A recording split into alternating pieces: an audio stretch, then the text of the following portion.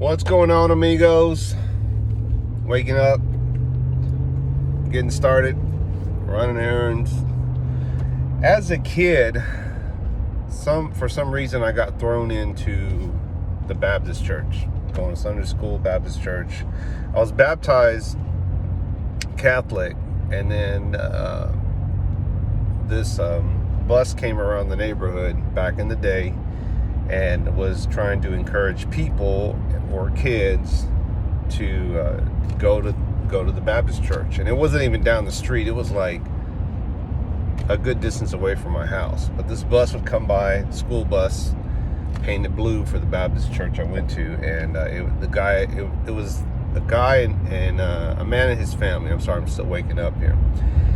And his daughters. I think he had like 2 daughters and a son, or maybe it was all girls. I can't remember. But they came by and they were like, hey, we're trying to have get them come out and reach out to the community, and we're offering to pick up, if you have any kids at the house, and take them to church and this and that. My grandparents, because my grandparents raised me, my grandparents never went, but they sent me. They figured only kid growing up, and I do have siblings, but that's a different story. And they figure get me out of the house and stuff. And it was a different time then. The majority of the culture that was around me was white. Good memories, good times, no complaints.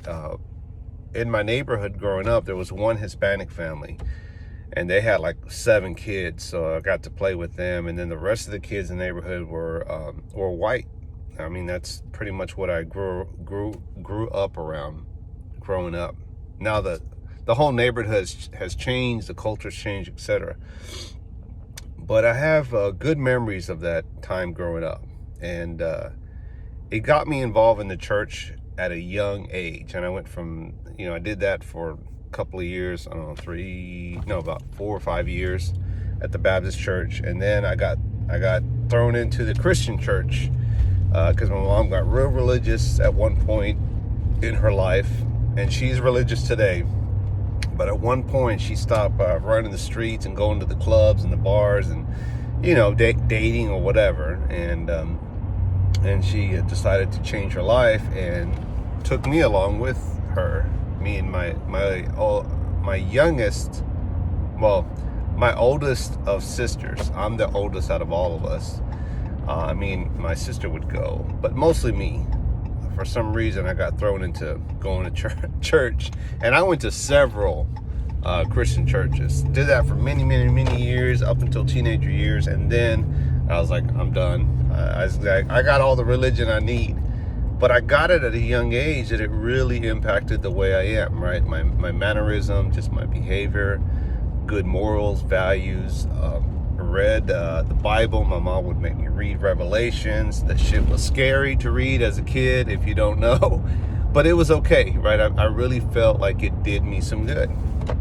And so the point of this is, you step away from the church and then you come full circle again. And it doesn't mean you have to be religious. If you don't believe, you don't believe. I'm not here to preach to you. I'm just saying this is my story, right?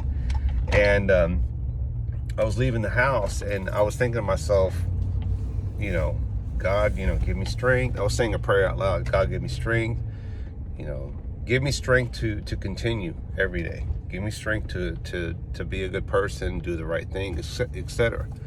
The thing that I will say the most out of all this is just that I'm thankful for my childhood. I'm thankful that I got involved in the church, and I don't go to church now, so I'm not preaching you, but it really established a religion base in here and up here, and I think that really impacts you as a person and how you view life, right? The circle of life and so forth, and how you treat others.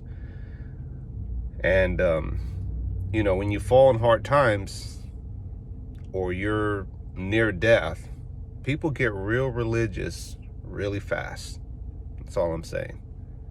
So I try not to wait to that point to get right with God.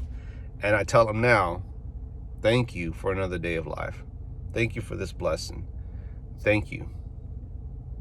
And I hope that gets me into the kingdom of heaven. So anyway, I'm doing my part. Love you guys. Adios.